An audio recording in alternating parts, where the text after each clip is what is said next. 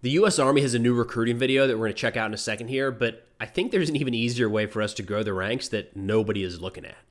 That star in the middle is kind of the new Army logo, what they're going for, and starting out here in the Revolutionary War. Here's a personal question for you.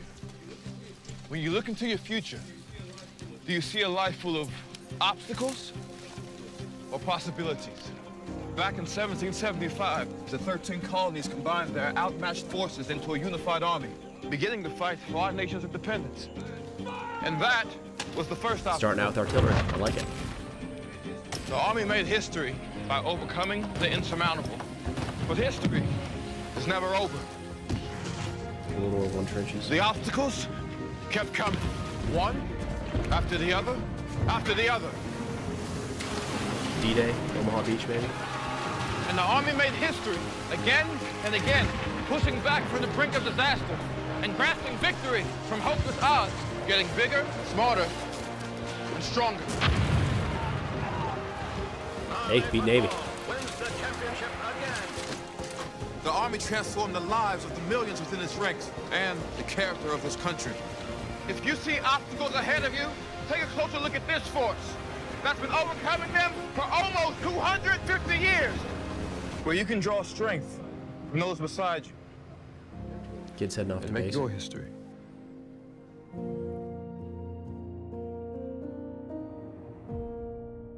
I like it. I get goosebumps at the end there each time I've watched it.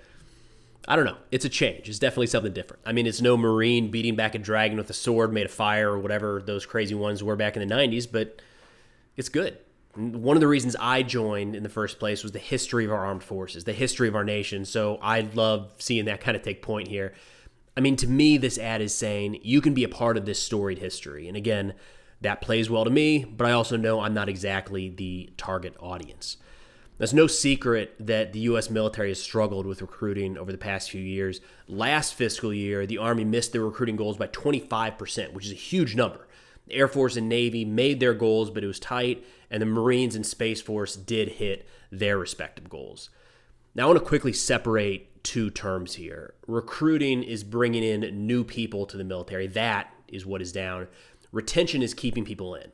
There's also an annual goal by branch for that number, the retention number, and overall that stayed pretty solid. So the issue isn't keeping people in the force, it's getting new men and women to sign up. Now this ad is great, and there's a bunch of advertising that the military does, and I'm sure it does something, but there is an easier way for us to bring in the right people that's right in front of us.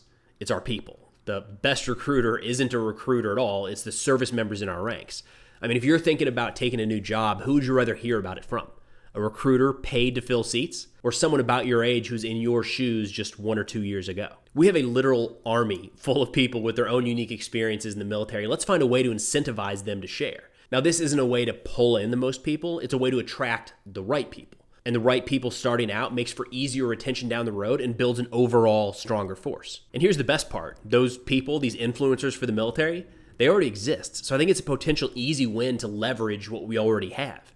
Here's an example of roughly how it could look. So potential applicants submit their profile for consideration. They'd be offered a monthly special pay, say $250 to join the program.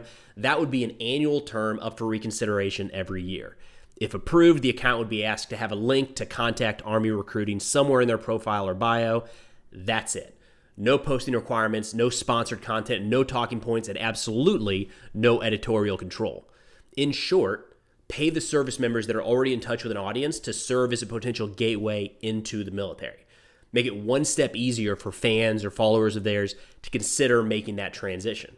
It's throwing a big net out there, and that's sort of the idea, but it's a lot cheaper than ramping up bonuses $10,000 every few months, even when nobody is taking it. Now, of course, there's the concern that these young service members might post something bad about the military.